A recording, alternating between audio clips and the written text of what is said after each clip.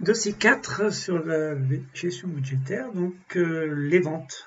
Après avoir vu le budget de trésorerie, le budget des achats, des approvisionnements, nous terminons par le budget des ventes. Donc, nous allons voir dans cette petite vidéo comment réaliser une prévision des ventes. En fait, dans la réalité, les entreprises vont déjà faire une étude de marché, ça nécessite des outils marketing. Et on va là utiliser simplement des outils statistiques et ce qu'on appelle la méthode des moindres carrés pour essayer de déterminer assez rapidement le niveau des ventes pour une année à venir. C'est un ajustement linéaire qui va être utilisé, donc on va se servir des valeurs du passé, des ventes d'une année, 2 années qui sont connues. Et l'objectif, ça va être de déterminer cette prévision en prolongeant une droite. On parle d'ajustement linéaire, c'est une droite qui passe à travers un nuage de points, un certain nombre de valeurs de vente, et déterminer cette prévision en considérant qu'elle va se trouver toujours sur cette droite, mais sur une valeur un peu supérieure. Alors cette droite d'équation type y égale à x plus b, on l'appellera la droite des moindres carrés. En fait, ici, on va retenir pour y bar et pour x bar, ce qui nous permettra de trouver l'équation de la droite en commençant par le coefficient directeur. Vous avez la formule en dessous. Le petit a, ça sera donc la somme des grands xi, yi sur la somme des grands xi au carré. Sachant que grand xi vaut xi moins x bar et grand yi moins y bar. Pour illustrer cela, on va se servir d'un exemple. Donc on part des ventes pour une année, 12 mois de janvier à décembre. Et on va essayer de déterminer la prévision des ventes pour l'année suivante.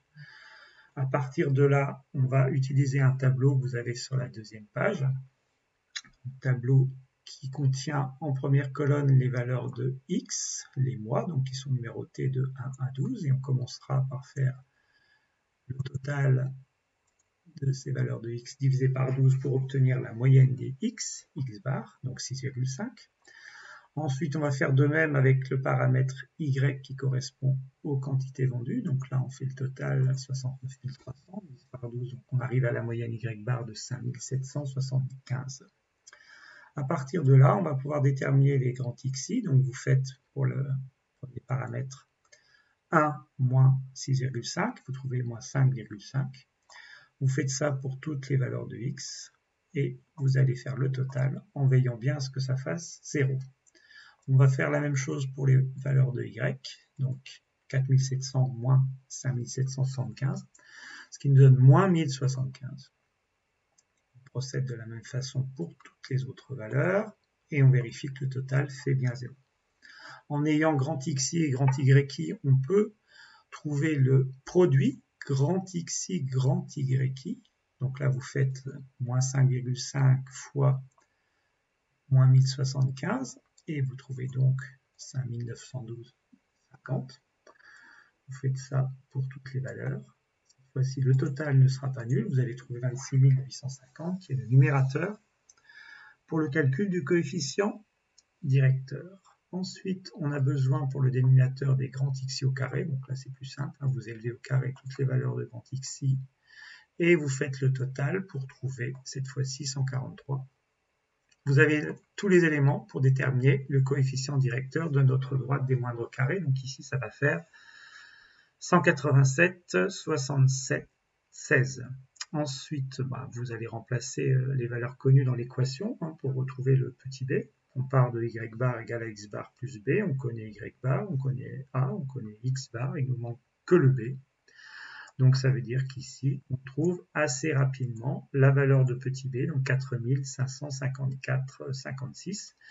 Et à partir de là, eh bien, vous avez déterminé votre équation des moindres carrés. Ça sera ici 187,76x plus 4554,56.